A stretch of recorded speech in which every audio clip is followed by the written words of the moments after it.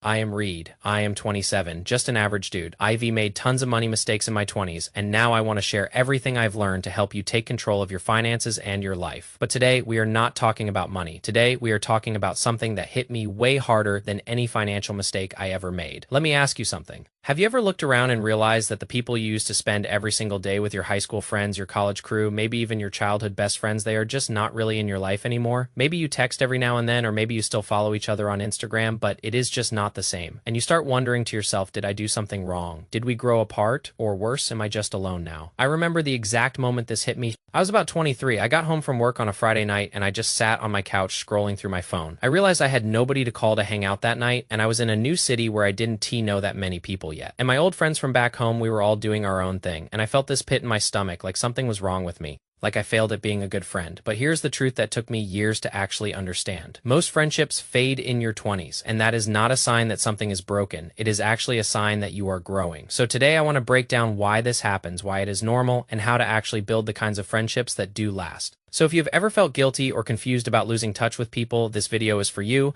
Let me start by telling you about my own situation because I think it will help you see that you are not alone. I grew up in a pretty normal town, nothing fancy. I had a core group of about 6 of us in high school. We did everything together. We would hang out almost every weekend, sometimes during the week too. We would go to each other's houses, play video games, just drive around and do stupid stuff that teenagers do, and I thought those guys would be in my life forever. I really did. I thought we would be those old guys sitting on a porch somewhere drinking beers and talking about the good old days. But now when I look back at that core group, we do not really hang out anymore. We do not really talk anymore. And out of 6 guys, only 2 of them live in the same city, and that is not even our hometown. One of them does still live in our hometown. One moved to a completely different state. I moved to a completely different state. So did another one. We have all just gone down completely different paths. And here is where it gets real. One of those guys, he got married right out of high school. He didn't go to college. He got married, had kids, and built a family. And the rest of us were still trying to figure out what we wanted to do with our lives, going to college, trying to get degrees. And I remember thinking, how is this even possible? We were just kids together a couple years ago, and now this guy has a wife and kids and a mortgage. And I am sitting here trying to figure out how to pay for textbooks. And that is when it clicked for me. People change lives, go in different directions, and that is not anyone's fault. It is just life. So starting out with, why do friendships feel so different in your 20s compared to growing up? Well, one of the first things that I feel like I did not even realize until I got older is that high school and college friendships, they are built on proximity.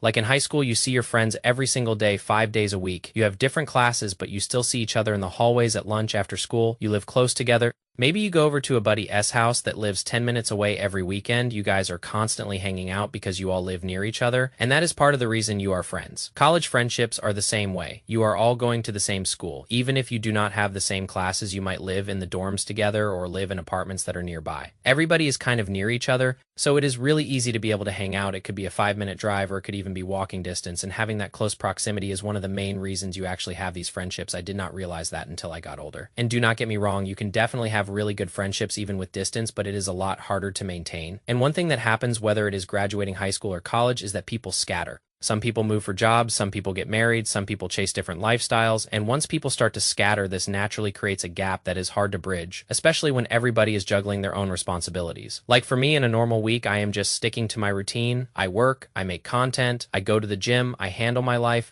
and the only way I could actually hang out with one of these old friends is if I flew back to my hometown or flew to one of the cities they are living in. I would have to plan a whole trip just to see them. That is totally fine. You can do that, but it is a lot more effort compared to before, when I could just drive 10 minutes down the road and hang out. Now, I want to talk about something that I think is really important. There is this myth of having lifelong friends. You always hear about people being lifelong best friends. They were best friends when they were 5 and they have been friends for decades now. Kind of like what you see in television shows where the same friend group hangs out forever. And do not get me wrong, that does happen for some people, but in reality, most friends, they can be seasonal. They are not lifelong. Some people are meant to be in your life just for a specific stage of your life, and that is okay. It is not a negative thing. For example, you may have some college friends that you partied with a lot. That is what you guys did. And then when you graduated college, they were still partying and you did not really want to because maybe you were trying to focus on building a career or starting a family or chasing different goals. And while they are going out to the bars every weekend, getting hammered, you are trying to take a different path, and the sooner you accept this truth, you will realize that it is more of an evolution thing. It is not that your friend is betraying you or you are betraying them. It is just that you guys are going down different paths, you have different values and different goals, and that is totally fine. I want to be really honest with you about something. That core group of friends I had in high school, most of those guys, with the exception of one I am still rooting for, I still want them to be happy. I am not wishing ill will upon them. I want them to do well, but I just do not really talk to them anymore, and that is totally fine. Some of them recently got engaged, and I know I am probably not going to get invited to the wedding, which sure that would have stung 3 or 4 years ago, but now we only text maybe once a year. And I also know that weddings are extremely expensive, and at the end of the day, we are still supporting each other just from a distance. That is just how it goes. And here is something interesting I have noticed. There is actually a flip side to this whole thing. Some people I thought would be my friends for life are not, but some people who I did not expect to be really long-term friends still are. I have a couple of friends like that. I have known them for almost 3 decades now, 20 plus years, and that is pretty cool actually, because those are the friendships that survived. Not because we saw each other every day, but because we actually wanted to keep them. So do not assume that just because somebody is not in your life right now means they will never be again. Sometimes the people who stick around are the ones you least expect. Now let me break down the 3 biggest reasons why friendships fade. Number 1, different priorities. Some people are grinding away at their career. That was kind of the route I took. Some people prioritize relationships. Some people prioritize travel or hobbies or different things. Like I said, I had one friend in our group who right when we got out of high school, 5 of us, went to college, and he immediately found his wife got married and started having kids.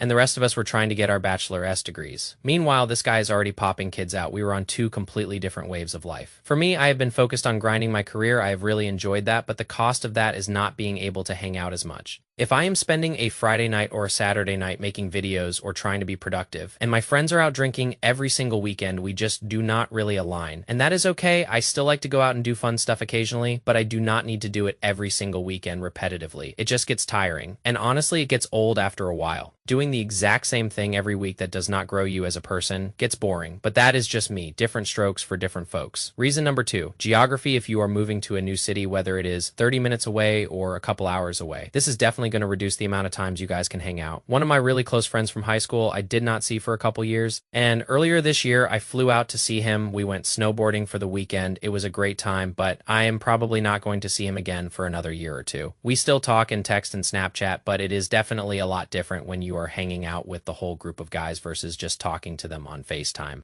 When we were growing up and all going to the same high school, we could all drive 15 minutes to one person's house because his parents were gone for the weekend and hang out and have a great night. But that is not really an option anymore. One of the guys lives in New York. I live in the South. One lives in Utah. They are all over the place, and it is extremely hard, especially to get a bunch of people with different schedules to plan something and meet up at the same place. It takes a lot more energy and effort. Reason number 3, energy investment. Friendships, like anything in life, require effort. If one person stops putting in energy, the relationship naturally fades. And I have a perfect example of this. I had a buddy who was in that core friend group with me. Me and him went to the same college. We were in the dorms together freshman year. We lived together again sophomore year. Junior and senior year, we still hung out, just not as much. We were still pretty good friends. Then after we graduated, I noticed something. I would text him and he would reply. Do not get me wrong, but it was always me texting him first. His birthday would come up and I would text him happy birthday. I literally text him the day before his birthday just to prove that, hey, I did not see this on social media. I genuinely know your birthday because I am a real homie, and my birthday is only 9 days later, and he would never text me happy birthday, even though mine was just barely over a week later. And so I kind of had this realization, look, I am always the one reaching out to this guy. I do not think he ever reaches out to me, and it is not like I am rooting against him. I really do hope he has a great life, but I am not going to be the one to reach out to you 24/7, because at the end of the day, a friendship is a two-way street. If I am the only one reaching out, it takes a lot of energy on my end, and it does not seem like you are really interested in maintaining that friendship. So I am not going to sit there and beg to be your friend at the end of the day. That is just how I am. I have also had the opposite situation where I have a friend that maybe they are reaching out to me a lot and I am not getting back to them as much. And that is something I try to hold myself accountable for. I try to check in with them and say, hey man, I have been super busy lately. Let us hang out sometime in the next week or 2 or sometime in the next month. I do not want you to feel like I am neglecting you or do not want to hang out. I have just been busy because of X, Y, and Z. And normally if they are a real friend, they get it. It is not that big of a deal. Now, I actually want to talk about why I think losing friends is a good thing. I know that sounds harsh, but hear me out. Losing friends will actually free up space and time for new friends who align more with your current stage of life. You are going to become more selective, and the friendships you do keep, they are going to be deeper, not wider. I would rather have 3 to 5 really close friends that are dependable than 12 surface level friendships, where I cannot really trust them if something goes really wrong in my life. I want people I can call at 2 a.m. I want ride or die people who are very loyal to each other. That is something I am huge on when it comes to my friendships.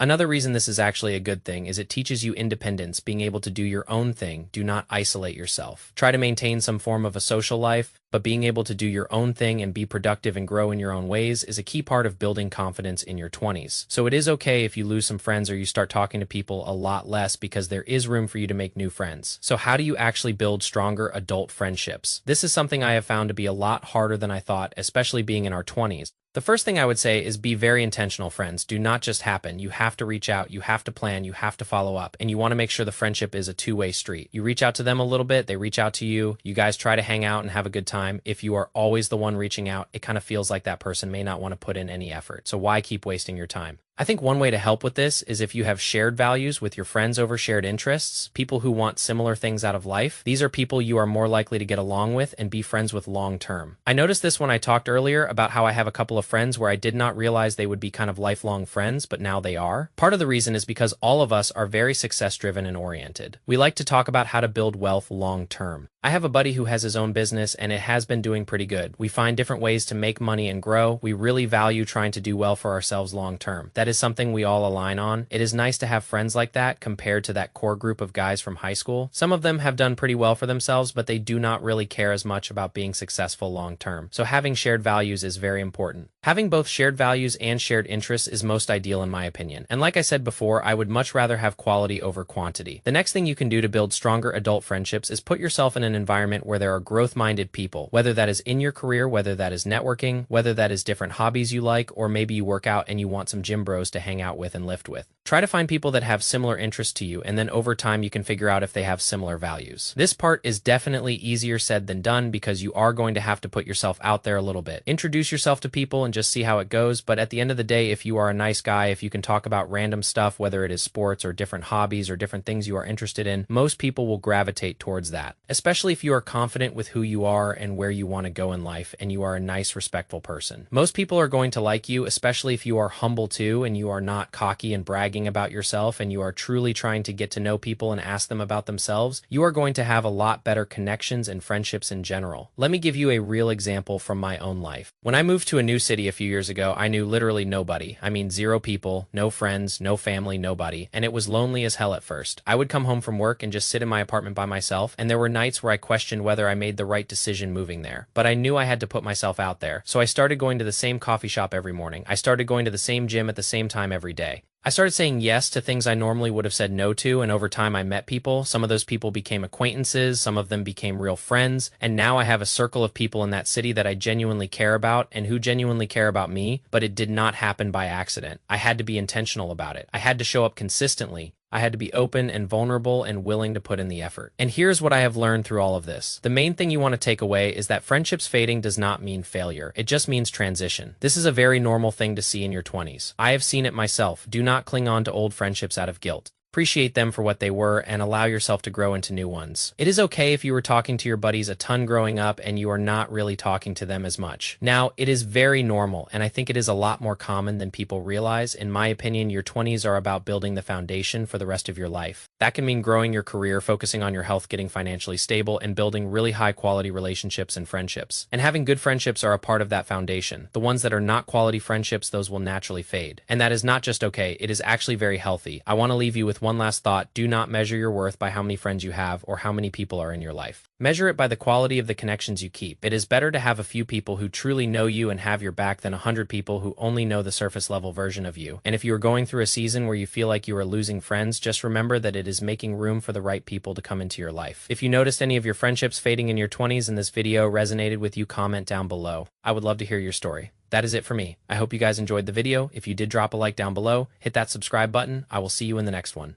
Peace.